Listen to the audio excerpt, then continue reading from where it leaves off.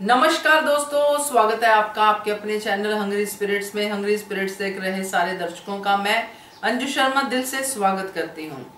तो आ गई हूँ आपके रिव्यूज लेके। जी हाँ, आज की एपिसोड काफी इमोशनल थी और ये इमोशनल एपिसोड्स काफी दिनों से चल रहे हैं जब से अनुपमा का अमेरिका जाना तय हुआ है। आज तो माया ने भी इमोशनल किया, तो आपके रिव्यू सुनाती हूँ, आपके सामने रखती हूँ। मगर पहले वही निवेदन, जिन्होंने अभी तक चैनल को सब्सक्राइब नहीं किया है कर लीजिए। साथ में दोस्तों बेल आइकॉन दबाइएगा ताकि आपको हमारे वीडियोस के नोटिफिकेशन मिलते रहें। Thank you so much. तो नंबर भी शेयर कर देती हूँ जिस नंबर पे आपने अपना ऑडियो या फिर वीडियो भेजना है। नंबर है 9833155523। इस नंबर पे भेजिए, बनिए हिस्सा अनुपमा के पब्लिक वॉइस वीडियो का। तो शुरू करते हैं पहले ऑडियो से। Hello, good morning Anju ji, कुमुदनी त्रिपाठी। हमारी सभी प्यारी सखियों को प्यार भरा नमस्कार। आज का एपिसोड देखा, अच्छा था। माया आज पश्चाताप की अग्नि में जल रही थी। उसकी बेचैनी, तड़प सब कुछ देखी। वो सच्चे मन से आज बहुत परेशान थी और सच्चे मन से उसने आज अनुपमा से माफ़ी मांगी। उसने जो भी पिछला पूरा किया, बुरा जितना भी करती रही, आज उसने माफ़ी मांग के अपना सब बराबर कर दिया।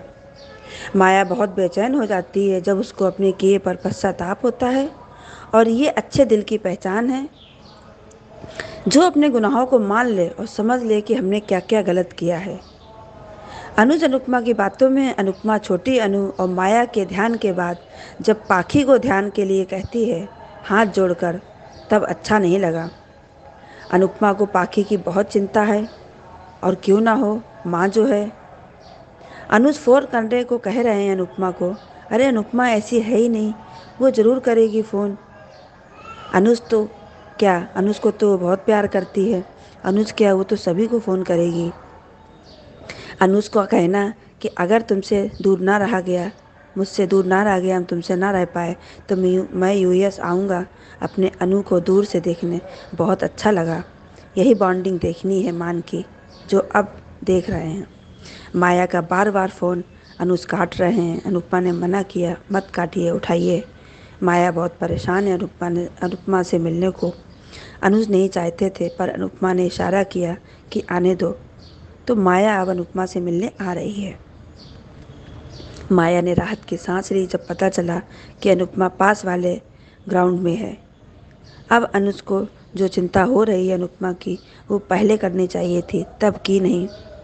अनुपमा ने वैसे भी माया को प्यार से हैंडल किया था, तभी उसका माइंड वॉश हुआ है। माया अनुपमा को देखकर बहुत खुश हो जाती है। गलती नहीं, पाप किया है मैंने। माया के शब्द सुनकर थोड़ा दुख हुआ।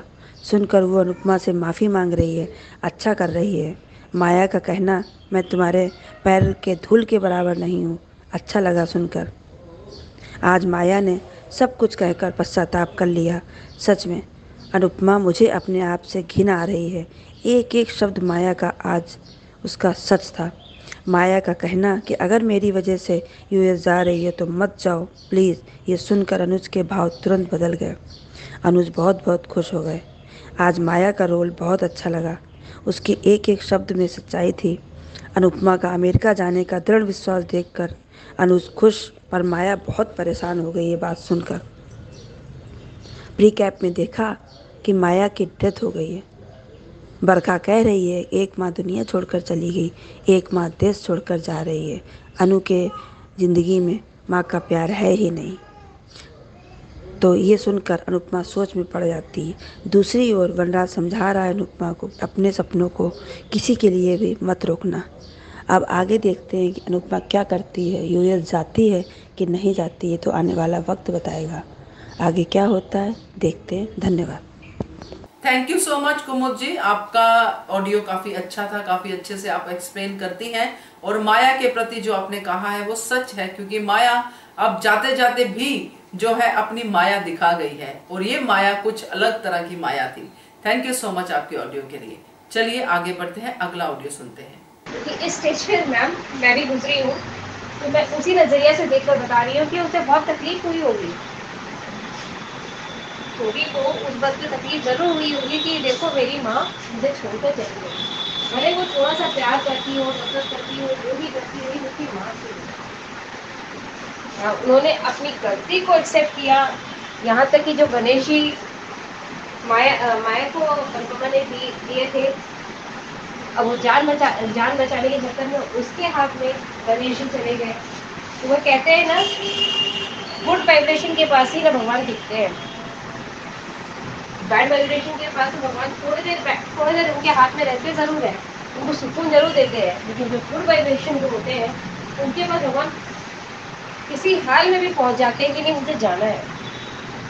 तो महिमा, मैंने बहुत ही कम ऑडियो आपका यूज किया है, वो भी मैंने मजबूरी में किया है। आपका ऑडियो बहुत डिस्टर्बिंग था, और डिस्टर्बिंग इन द सेंस की वॉइस बहुत डिस्टॉर्टेड थी और नहीं सुनाई दे रहा था। जितना थोड़ा बहुत सुनाई दिया वो मैंने यूज किया है। तो मैं हमेशा ही सबसे कहती हूँ, आपसे भी कहती हूँ कि ऑडियो प्लीज चेक करके भेजिए, क्योंकि जब ऑडियो सुनाई ही नहीं देगा तो फिर कैसे हम आपकी बात सब तक रखेंगे। तो प्लीज चेक किया कीजिए, अगर ऑडियो आपने कर लिया है रिकॉर्ड तो एक बार सुन लीजिए और फिर भेजिए। Thank you so much. चलिए आगे बढ़ते हैं। मैं आपके बहुत सारे कल कमेंट्स पढ़ रही थी कि बहुत से लोगों ने वर्षा जी की तारीफ़ की है, महिमा जी को शांत रहने के लिए बोला है, और बहुत से लोग ने इस धारावाहिक के ज़्यादातर कलाकारों को गिरगिट की तरह बताया है। बहुत से लोगों का कमेंट्स में देख रही थी। सच है, क्योंकि यहाँ पे गिरगिट की तरह, गिरगिट तो फिर भी रंग बदलता है, इतनी जल्दी नहीं बदलता जितनी जल्दी यहाँ के पात्र, इस धारावाहिक के पात्र रंग बदलते हैं।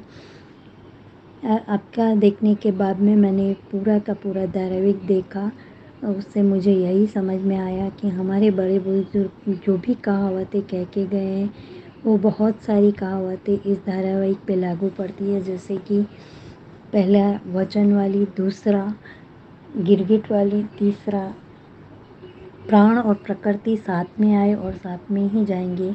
मनुष्य का जो स्वभाव बचपन में रहता है वही स्वभाव उसका आखिर तक चलता है। मरने के समय वो अपने असली स्वरूप में आ ही जाता है।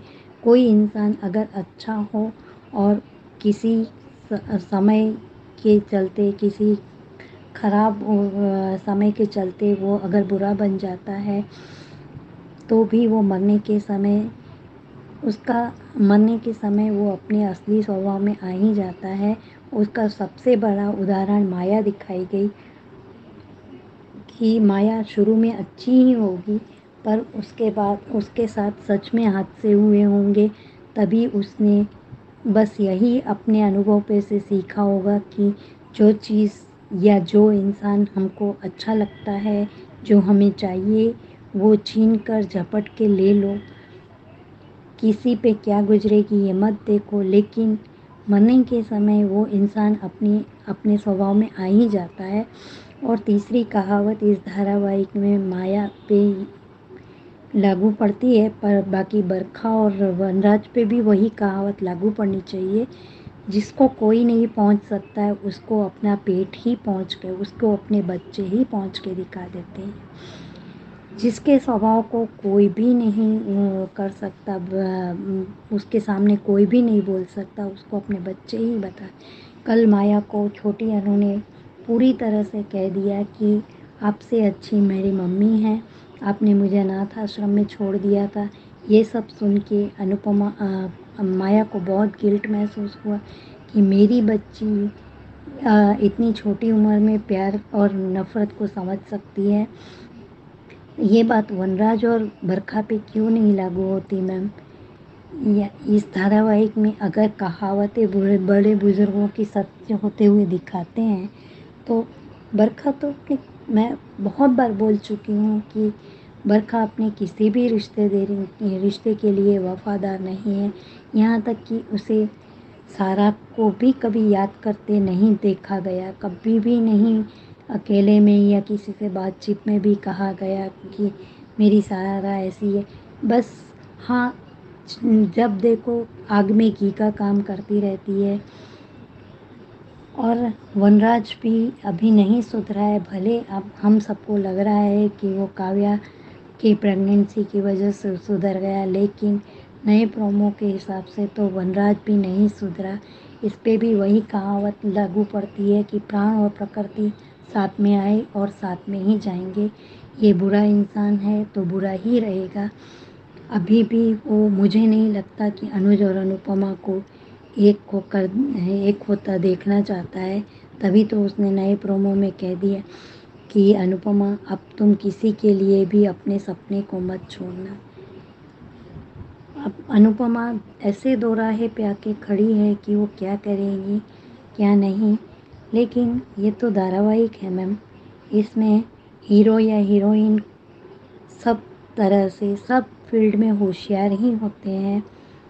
वो सब कुछ कर सकते हैं, वो खाना भी बना सकते हैं, मल्टीटास्क कर सकते हैं, वो डांस भी कर सकते हैं, बिजनेस भी कर सकते हैं, पढ़ाई भी कर सकते हैं और अपने आसपास रहने वाले बुरे लोगों को भी समझ सकते हैं, उनको समझा सकते हैं। हीरो हीरोइन सब कुछ कर सकते हैं। रियल लाइफ में ऐसा कभी नहीं होता मैम, ये तो धारावाहिक है। इसीलिए इसमें अनुपमा हर तरह की गुत्थी सुलझा लेगी, यही दिखाएंगे। पर कोई इस समय ये नहीं सोच रहा है कि उस बच्ची पे क्या बीती होगी अगर वो बच्ची के यहाँ रहेगी। वैसे तो वो बरका उसको संभालती नहीं है, फिर भी वो बोल रही है नए प्रोमो में, आपके हिसाब से बोल रही हूँ तो वो कि उसकी एक माँ चली गई दुनिया से और दूसरी माँ तो उड़ जाएगी अपने सपनों के लिए। तो उस बच्ची पे क्या असर होगी। और वो बच्ची को अगर ये लगा कि मम्मी की वजह से मेरी माँ की डेथ हो गई है, वो कहीं अनुपमा से नफ़रत करने लगेगी तो, क्योंकि यहाँ पे तो सारे के सारे विलन ही भरे हुए हैं। और उसके बाद वो बरखा किससे बात कर रही है, बता रहे हैं कि डिम्पी से बात कर रही है। क्यों बरखा रानी, आपको कोई और नहीं मिलता क्या अपनी बातें शेयर करने के लिए? अब डिम्पी के सामने बात करते हुए देख पर अनुपमा के सामने रही। Thank you so much ma'am, इतना अच्छा प्लेटफॉर्म देने के लिए और कल के कमेंट्स के लिए भी thank you so much. Thank you so much Manisha ji आपके ऑडियो के लिए। आपसे भी मैं यही कहूंगी कि अपने ऑडियो को एक बार खुद फिर से सुन लिया कीजिए, क्योंकि कई बार क्या होता है कि ऑडियो को हम वॉल्यूम ज्यादा करके सुनते हैं तब हमें अपने मोबाइल पे सुनाई देता है, मगर जब नॉर्मल वॉल्यूम में हम ऑडियो को सुने और तब सुनाई दे, आपकी वॉइस क्लियर सुनाई दे, पीछे कोई डिस्टरबेंस ना हो, तो ज्यादा अच्छा है। तभी हमें यहाँ पे अपने जो वीडियो है उसमें डालने में सुविधा होगी। तो यहाँ पे अगर नहीं सुनाई देगा तो आपके किसी के भी जब वीडियो में चला जाएगा ऑडियो, फिर नहीं सुनाई देगा। तो ये थोड़ा सा टेक्निकल पार्ट है। तो ऑडियो को आप सही वॉल्यूम में ही भेजिए बिना किसी डिस्टरबेंस के, यही मैं आपसे कहूंगी। Thank you so much. चलिए आगे बढ़ते हैं, अगला ऑडियो सुनते हैं।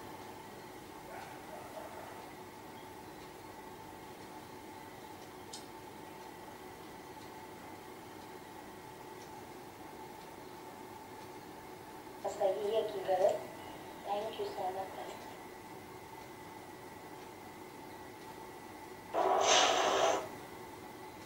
अगर कितना भी पैसे का हेरा फेर, लेकिन अनुज को वो कहते हैं ना अंजू जी कि भगवान की लाठी में आवाज नहीं होती।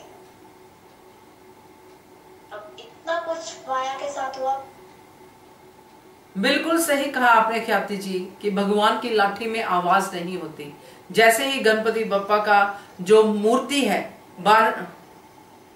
सही कहा आपने, सही कहा ख्याति जी आपने कि भगवान की लाठी में आवाज नहीं होती। अगर हम ये सोचे कि हमने जो किया है वो किसी को दिख नहीं रहा है, तो ऐसा नहीं है। देखने वाले उसको देख रहे हैं और हिसाब भी रख रहे हैं। ये सोच के ही हर कर्म को करना चाहिए कि जो ऊपर है, जो पावर है। सही कहा आपने ख्याति जी कि भगवान की लाठी में आवाज नहीं होती, क्योंकि जब हम कोई कर्म करते हैं हमें लगता है कि हम अकेले हैं, कोई हमें देख नहीं रहा है, चाहे हम किसी को। हेलो अंजू जी, मैं वर्षा, आपको और मेरी सारी बहनों को मेरा प्यार भरे नमस्ते। आज का शो पूरी तरह से इमोशनल था,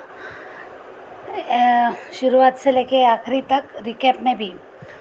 तो शुरुआत में उन दोनों का जो बगीचे में बैठे हैं बातें कर रहे हैं, तो अनुज माफ़ी मांग रहा है अनुपमा ने, फिर से एक बार कह रहा है कि मेरी वो हर उस गलती को मुझे माफ़ कर दो। और मैंने जो तुम्हें आंसू दिए हैं, जो हर चीज़ के लिए माफ़ी मांगता है और कहता है कि मुझे कॉल तो करोगी ना। तो वो भी बहुत इमोशनल हो रहा था उस समय कि लग रहा है कि हाँ प्यार है, पत्नी है, पर जो गलतियाँ की उसने सच में बहुत जो गलतियाँ कर दी उस गिल्ट में अब वो अपनी पत्नी पे अपना हक भी नहीं दे सकता। एक फ़ोन के लिए भी तरस रहा है कि वो भी कैसे मांगूँ या ना मांगूँ। तो ये बहुत अच्छा नहीं लग रहा था वो सब देख के। खैर अनुपमा ने समझा अनुज को समझाया भी, और एक बोला भी कि हाँ तुम फ़ोन कर सकते हो, मैं रोज़ करूँगी फ़ोन, और मिलने भी आ सकते हो। तो अच्छा लगा थोड़ा। फिर माया का आना, माया ने जो माफ़ी मांगी, जो पश्चाताप के आंसू थे वो सच्चे थे, और चाहती थी दिल से कि अनुपमा को कि मत जा, रुक जाओ, मत जाना, अभी मत जाओ, मेरी वजह से जा रही थी ना। तो अनुपमा और अनुज के चेहरे पे वो खुशी थी, पर मालती देवी को किया हुआ वादा भी उसे याद है। तो उसने कहा कि नहीं, फ़िलहाल के लिए तो मुझे जाना ही पड़ेगा, आगे का देखेंगे। तो पर अब उस समय अनुपमा को ये सब नहीं पता था कि कुछ पल में ये सब बदल ही जाएगा, हालात ही बदल जाएंगे। माया का वो की मौत दिखाई, तो वो जो उस समय पूरे तरह से बदल गए। अभी सब लोग घर में बातें कर रहे हैं इस बारे में कि क्या होगा, कैसे होगा। अनुपमा का इस बार जाना जाएगा, जो बरखा ने कहा। तो बरखा ने अलग वे में बोला, वो क्या उसके दिल में है, तो वो अभी तो कुछ समझ में नहीं आ रहा, क्योंकि बहुत बार पलटी खाती है ये औरत, हर बार पलटी खाती है और कुछ ना कुछ तो प्लानिंग कर ही लेती है। तो पर वो जो कहा तो वो सच भी है कि अगर कल अगर एक माया तो चली गई हमेशा के लिए और अनुपमा भी चली जाएगी, तो उस बच्ची को फिर से बिना माँ के प्यार के लिए ही तरसना पड़ेगा। तो ये बात भी सही है, और जो जिसको दिल को लग गई है अनुज को और अनुपमा के, सब लोग सुन रहे हैं, बाकी के लोग भी सुन रहे हैं, सब अपनी अपनी बातें कह रहे हैं। बा ने कहा, पर एक बात मुझे ये नहीं समझ में आई कि वनराज क्यों ऐसा कहता है कि बढ़ते हुए कदम को मत रोकना अनुपमा, किसी के लिए मत रुकना। ये वक्त नहीं था अनुपमा से वनराज ने बातें करने का। अनुपमा खुद तो अपने फैसले ले लेती है, सबसे अच्छे लेती है, सबसे हटके लेती है। वो जो भी करेगी ना सही करेगी, कुछ सोच के करेगी। और माँ है तो वो माँ की तरह से सोचेगी, पर अब वो इस समय दुविधा में है। उसने मालती देवी जो उसकी गुरु है, तो वो उसको भी किया वो वादा, उनकी इज्जत और उसका जो पैसा उसमें लगा, तो उसके बारे में भी उसे सोचना है। वो स्वार्थी नहीं है, अनुपमा स्वार्थी नहीं है, और अनुपमा लेगी। पर वनराज का ये बोलना मुझे बिल्कुल भी अच्छा नहीं लगा कि वनराज को इस समय कैसे बोलना चाहिए था। क्या अगर सच में उसके तीनों बच्चों के साथ ऐसा होता और अनुपमा ऐसे फैसले लेती तो मजबूर कर डालता था, जो अब तक उसने मजबूर किया, तो इस बार भी करता था। पर जब बात छोटी की, तो छोटी इन लोगों को बाहर से अनाथ आश्रम से आई लड़की और दूसरी ये लगता है। ये सब मुझे सही में अच्छा नहीं लगा वनराज को इस समय ऐसा कुछ बोलना नहीं था जो एक तरफा लगा। कहीं अगर मदद ही करना चाहते हो तो कोई सोल्यूशन निकालो। इस टाइप से बोलने का वनराज का मुझे सच में पसंद नहीं आया। और मुझे लगता है हमेशा आज भी वनराज अनुज से चिढ़ता ही है। वो अनुज और अनुपमा को साथ में देखना ही नहीं चाहता। वो बस किसी ना किसी रूप में, अनुपमा पता है उसे, अनुपमा उसकी किसी भी हालत में उसकी नहीं हो सकती, वापस तो आ नहीं सकती। वो तो काव्या के सच्चाई, काव्या के प्रेगनेंसी की खबर के पहले से ही समझ चुका था वो कि अनुपमा किसी भी रूप में मेरे यहाँ तो आ नहीं सकती, पर वो मेरी नहीं तो अनुज की भी नहीं हो सकती। ये इसके मन से ऐसे नज़र आते, जिस वैसे बोलता है ना, तो मुझे यही लगता ही है। तो ये इस टाइप का मुझे आज वनराज का सच में अच्छा नहीं लगा। बाकी बरखा के बारे में आपने बोला, तो हाँ ये बरखा ऐसी ही है। इसी वजह से मैंने बरखा की बात को अलग वो में लिया था कि ये कुछ ना कुछ इसके पीछे है, ये ऐसा क्यों बोल रही, पर मैंने क्लियर नहीं की थी, इसलिए मैंने मेरा पहला ऑडियो भी उसी लिए डिलीट किया था। और सही बात है आपकी, बरखा के कुछ फिर से अलग से नया खिचड़ी पकाना चाहती है बरखा। सुधरने वालों में से तो नहीं है। मुझे लग रहा था अधिक और बरखा इस सबक से कुछ सीख जाएंगे, पर नहीं। अभी अधिक का तो नहीं बताया क्या होगा, तो पर बरखा ने तो दिखाई दी अपना आज की वो अभी भी किस माहौल में क्या बोलना चाहिए ये समझता नहीं उनको। तो देखते हैं शो में अभी आगे क्या होता है, पर मुझे लगता है कि सॉल्यूशन है। अनुपमा एक चाहती है कि अब वो ना जाए, मन से तो चाहती है ना जाए, पर अब जो वादा किया है तो उसमें वो दुविधा में है। तो अनुपमा ज़रूर कुछ रास्ता निकालेगी, या तो फिर जैसा आपने कहा कि मालती देवी को ये रियलाइज़ होगा तो खुद अनुपमा से कहेगी इस बात के लिए और समझेगी अनुपमा की दुविधा। और अनुज भी, मुझे लगता है कि अनुज भी अपने अनुपमा को दुविधा में नहीं डालने देगा, कहेगा कि कुछ दिन की बात है, तुम जाओ, मैं देखता हूँ आ जाऊँगा, या जो भी सोल्यूशन है। छोटी भी जा सकती है अमेरिका, और जैसे भैरवी गई, भैरवी आश्रम में रह रही है, आश्रम में उसके साथ रहेगी, डांस सीखेगी, उसका खर्च करेगी, तो छोटी भी क्यों नहीं कर सकती है, और उसका खर्चा अनुज आराम से उठा सकता है। अनुज में ये है तो उसकी बेटी है, वो अपनी बेटी के लिए कितना कर सकता है वो, तो ये एक सॉल्यूशन निकल सकता है। अब देखते हैं, शो की कहानी है, शो की कहानी इतना ईजीली तो नहीं आगे बढ़ेगी, धमाके है और भी, देखते हैं आगे क्या होता है। Thank you Anju ji, thank you so much.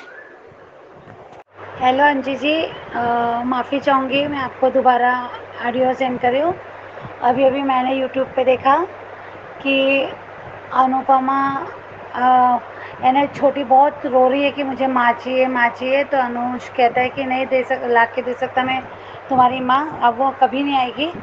और बाद में फिर दोनों बैठ के बातें करते हैं कि अगर छोटी को पता चल जाएगा कि उसकी माँ की जान उसकी मम्मी की वजह से गई, तो क्या वो मुझे, तो अनुज कहता है कि वो कभी ऐसा नहीं कहेगी, कभी पता नहीं चलेगा, ये बात हम दोनों ही जानते हैं, हम दोनों के बीच में रहेगी बस, ऐसा अनुज कहता है। और ये दोनों की बातें बरखा सुन लेती है और मालती देवी का बताते हैं कि अभी अनुपमा नहीं आई तो कहती है कि अगर अनुपमा ने ऐसा कहा, गुरु माँ ने कहा कि अगर अनुपमा ऐसा करती है तो अभी तक उसने इस गुरु माँ का अपने नटराज का रूप देखा इसमें, पर अब वो अपना मेरा रौद्र रूप भी देखेगी, इस टाइप का दिखाया जाए। तो मैंने आपको बताया और दोबारा भेज रही हूँ, तो अगर आपको ठीक लगे या समय उचित लगे तो आप दिखाइएगा ये भी मेरा। थैंक यू अंजू जी, ये भी मेरा ऑडियो दिखाइएगा आप मुझे। Thank you Anju ji. Thank you so much Varsha आपके ऑडियो के लिए, और हमेशा की तरह आपने इस ऑडियो में भी नई जानकारी दी है। Thank you so much. चलिए आगे बढ़ते हैं, अगला ऑडियो सुनते हैं। आज का एपिसोड देखा, आपका रिव्यू भी सुना, अच्छा लगा। सच में माया गई तो गई, लेकिन अनुज और अनुपमा को एक करके गई। ये तो सही बात है कि सीरियल की शुरुआत होती है और वो अनुपमा को ढूंढती है। जब वो बार बार अनुज को भी फ़ोन कर रही है, अनुज काट रहा है, लेकिन बाद में अनुपमा कहती है कि उठा लीजिए, मैं यहीं बैठी हूँ। वो उठाता है, बात करता है, तो कहती है प्लीज़ अनुज फ़ोन मत रखना, मुझे अनुपमा से बात करनी है। अनुज कहता है अब तक तुमने जो तमाशा किया वो कम था कि अब और भी कुछ कसर कर निकालनी बाकी है। लेकिन वो कहती है मुझे एक बार अनुपमा से बात करनी है। अनुज स्पीकर पे डाल देता है फ़ोन और वो बोलती है और वो कहती है मुझे प्लीज़ एक बार अनुपमा से बात करने दो अनुज, मुझे अनुपमा से बात करनी है, मुझे उससे मिलना है। तब अनुपमा इशारों से अनुज को कहती है कि बता दो हम कहाँ हैं। तो वो बताता है कि हम घर के पास वाले पार्क में बैठे हैं। वो उसके पास आती है, उसके पैरों में गिर के माफ़ी मांगती है। और आज उसे समझ में आ गया कि जब उसकी खुद की बेटी ने कहा तो वो पूरी तरह से हिल गई। और अंजू जी, आपने कहा कि मालती देवी अनुपमा को इस उलझन से निकालेगी, लेकिन मुझे नहीं लगता है मालती divi निकालेगी, क्योंकि मैं आज ही एक नया प्रोमो देख चुकी हूँ जिसमें अनुज और अनुपमा छोटी को संभाल रहे हैं। छोटी बहुत ही रो रही है, वो कह रही है मुझे मम्मी चाहिए, मुझे मम्मी चाहिए। तब अनुज थोड़ा जोर से बोल देता है कि अब आपकी मम्मी कभी आपके पास वापस नहीं आएगी। तब अनुपमा एकदम छोटी को अपने पास ले लेती है और उसे प्यार करने लगती है, अपने सीने से लगा लेती है। और उस टाइम अंजू जी वहाँ पे गुरु माँ और नकुल भी होते हैं, लेकिन वो कमरे के बाहर रहते हैं जब अनुज और अनुपमा छोटी को संभालते हैं। तब नकुल ये भी कहता है कि अगर अनुपमा नहीं आई तो, तब तो गुरु माँ कुछ नहीं बोलती है, लेकिन बाद में अनुज और अनुपमा सीढ़ी पे बैठ के बात करते हैं कि अगर छोटी को पता चल गया कि उसकी इस मम्मी की वजह से उसकी माँ चली गई है, तब अनुज कहता है कि अनुपमा, ये बात सिर्फ तुम और मैं जानते हैं कि वहाँ क्या हुआ था, लेकिन हम किसी को कुछ भी नहीं बताएंगे और कभी भी नहीं बताएंगे। और ये बात बरखा छुपके से सुन लेती है। वो दीवार के पीछे ही रहती है और वो सब कुछ सुन लेती है बरखा। उसके बाद गुरुकुल का सीन दिखाते हैं, जहाँ पर मालती देवी से कहता है कि अगर अनुपमा ने अपना वादा तोड़ा तो, तब मालती देवी कहती है कि आज तक अनुपमा ने मेरा शिव में नटराज का रूप देखा है, अगर उसने अपना वादा तोड़ा तो वो मेरा रौद्र रूप भी देखेगी। अब ये प्रोमो शायद हमें कल तक देखने को मिल ही जाएगा। तो अब किस तरह से मालती देवी ही, गुरु माँ ही अनुपमा को वापस भेजेगी, मुझे तो नहीं लगता। जिस तरह से उन्होंने बात की है, जिस लहजे में बात की है, और जो नया प्रोमो आया उसी हिसाब से आपको मैं बता रही हूँ, जो YouTube पे ही आया हुआ है। और आज तक जो भी YouTube पे आए हुए प्रोमो हम बाद में टीवी में देख चुके हैं। और बरखा का क्या मतलब है वह समझ में नहीं आया। जैसे आपने बताया कि वो क्यों नहीं चाहती कि अनुपमा न जाए। हो सकता है जो पैसे की हेरा फेरी की वो उसने सब क्लियर कर दिया हो, लेकिन फिर भी उसका मतलब क्या है वही तो समझ में नहीं आ रहा है ना, कि वो किस वजह से अनुपमा को रोकना चाहती है। कहती है कि एक माँ तो बेचारी की मर गई और दूसरी भी माँ है, वो भी अब अमेरिका चली जाएगी। छोटी तो फिर से दो माँ होने के बावजूद भी छोटी तो अनाथ ही हो गई, उसे एक भी माँ का प्यार नहीं मिलेगा। आखिर बरखा साबित क्या करना चाहती है वो कोई नहीं समझ पा रहा है। अगर अनुपमा यहाँ रही तो तुझे ही तो प्रॉब्लम होने वाली है ना। अगर कितना भी पैसे का हेरा फेरी भी की होंगी, कितना भी तुमने छुपाया होगा, लेकिन कभी ना कभी तो वो बाहर निकलने ही वाला है कि तुमने बहुत बड़ा नुकसान किया है। सच कहा आपने कि बरखा किस पॉइंट ऑफ व्यू से बोल रही वो नहीं समझ में आया। लेकिन जब माया ने जब अनुपमा को बचाया, तब उसने कब उसके हाथ में गणेश जी की मूर्ति दी वो भी अनुपमा को पता नहीं चला। लेकिन सच में वो सीन देख के एक पल के लिए तो रोना आ गया। चाहे माया कैसी भी हो, लेकिन आज उसने दिल से अनुज और अनुपमा से कहा कि अनुपमा से भी कहा कि तुम दोनों एक हो जाओ, मेरी वजह से तुम दोनों एक नहीं हो पाए, लेकिन मैं चाहती हूँ कि तुम प्लीज़ मेरी वजह से अमेरिका मत जाओ। मेरी वजह से जाती होंगी तो प्लीज़ अपना अमेरिका जाना कैंसिल कर दो, क्योंकि अनुज ने सिर्फ और सिर्फ तुमसे प्यार किया है। अनुज सिर्फ अनुपमा से प्यार करता है और अनुपमा भी सिर्फ अनुज से प्यार करती है। तब एक पल के लिए पता नहीं क्यों, लेकिन अनुज को ऐसा लगा, खुशी हुई उसे कि शायद अनुपमा ना जाए। लेकिन जब उसने कहा कि मैं गुरु माँ का विश्वास नहीं तोड़ सकती, तब वो भी समझ गया। और एक बात तो है कि उसने कहा कि मैंने अपनी बेटी को इस्तेमाल किया। ये बात तो सही है कि उसने अपनी बेटी का इस्तेमाल किया है, इसीलिए आज अनुज उस गिल्ट से भी बाहर आ गया कि अगर इसने छोटी का इस्तेमाल करके ये सब जो किया है तो फिर मैं किस बात के लिए गिल्टी फील करूं। सच कहा कि उसके मन पर से बहुत बड़ा बोझ उतर चुका है अनुज की भी। लेकिन फिर भी जाते जाते जो कुछ भी हुआ, आज वो सीन बहुत अच्छा लगा जब माया अनुपमा को धक्का देती है और अनुज उसे पकड़ता है, और तब दोनों का हाथ, अनु का ऊपर और नीचे में अनुज का हाथ और साथ में गणेश की मूर्ति। ऐसा लग रहा था जैसे गणपति बापा ने इंसाफ कर दिया और अनुज और अनुपमा को फिर से एक कर दिया। दोनों का ही हाथ उसी मूर्ति के पास है। वो कहते हैं ना अंजू जी कि भगवान की लाठी में आवाज नहीं होती।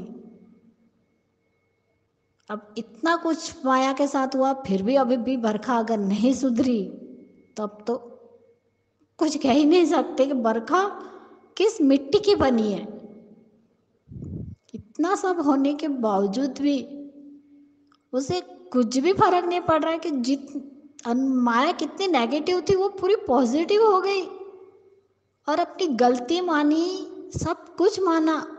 और आपने सही कहा कि अनु ने उसकी आवाज़ से पहचान लिया माया की, क्योंकि उसके बच्चों ने भी उसके साथ वही किया था।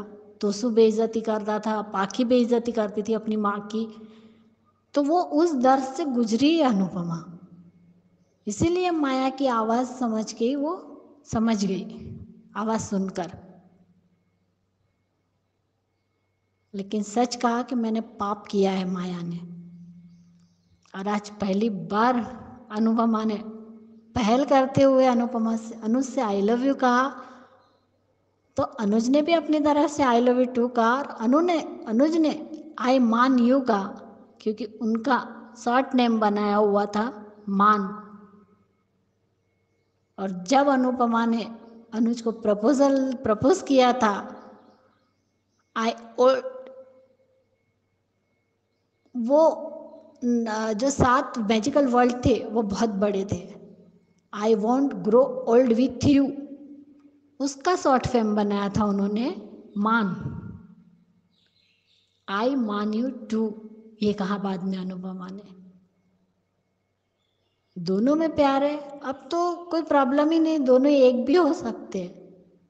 लेकिन फिर भी अभी वो छोटी को संभाल रही है, लेकिन फिर भी मैंने एक सोशल मीडिया पे ही देखा है, जो अनुपमा ने वीडियो डाला हुआ है कि वो अपने माँ के घर पे ही दिखाई हुई है। अब देखते हैं कि उसका फैसला क्या होता है और गुरु माँ क्या करती है। मुझे तो नहीं लगता कि गुरु माँ अनुपमा की हेल्प करेगी, क्योंकि जिस तरह से नकुल और उसकी जो बातें हुई है उस हिसाब से मुझे तो नहीं लगता। लेकिन फिर भी देखते हैं आप आगे क्या दिखाते हैं। लेकिन सच में आपका रिव्यू बहुत ही अच्छा था अंजू जी, और ये प्लेटफॉर्म देने के लिए भी बहुत बहुत शुक्रिया। और कल मैंने कहा था बरखा, आप, महिमा, तुम, जितनी भी मेरी बहनें हैं, मनीषा जी, शबनम, मेरी सभी बहनें बहुत ही अच्छा बोलती है, और हमारा पॉइंट ऑफ व्यू हम अपने हिसाब से रखते हैं। जैसे अंजू जी अपना पॉइंट ऑफ व्यू हमें बताती है रिव्यू के दौरान, और उसके बाद हम ऑडियो भेजते हैं उनको, वो हमारा पॉइंट ऑफ व्यू है। इसलिए महिमा, किसी को भी ऑडियो के हिसाब से जज मत करो खुद को कि तुम अच्छा नहीं भेजती हो। तुम अपना पॉइंट ऑफ व्यू रख रही हो, कुमुद जी अपना रख रहे हैं, बरखा अपना रख रही है, अंजू जी अपना बता रही है। उसके बाद हम अपना पॉइंट ऑफ व्यू रखते हैं, और उस पर अंजू जी जो राय देती है, सच में वो भी बहुत ही अच्छी बात है। Thank you so much Anju ji, आपने इतना अच्छा प्लेटफॉर्म दिया, थैंक यू सो मच। आज थोड़ा लेट हो गया, इसलिए सॉरी, माफ़ी मांगती हूँ। Thank you Anju ji, thank you. सही कहा आपने ख्याति जी कि भगवान की लाठी में आवाज नहीं होती, क्योंकि जब हम कोई कर्म करते हैं हमें लगता है कि हम अकेले हैं, कोई हमें देख नहीं रहा है। चाहे हम किसी को गाली निकालें या किसी के बारे में बुरा सोचें भी, मगर जो देखने वाला है वो तो देख ही रहा है और हिसाब भी रख रहा है, और एक दिन उन हिसाब का जवाब भी मिलेगा जो माया को मिला।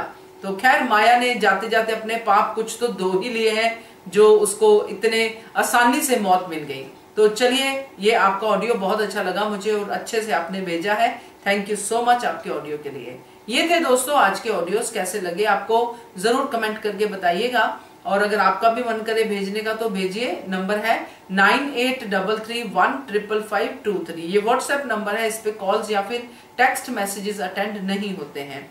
Keep watching hungry spirits channel, thank you so much. Subscribe to our channel by clicking the subscribe button. Click the bell button and enjoy the latest uploads from our channel.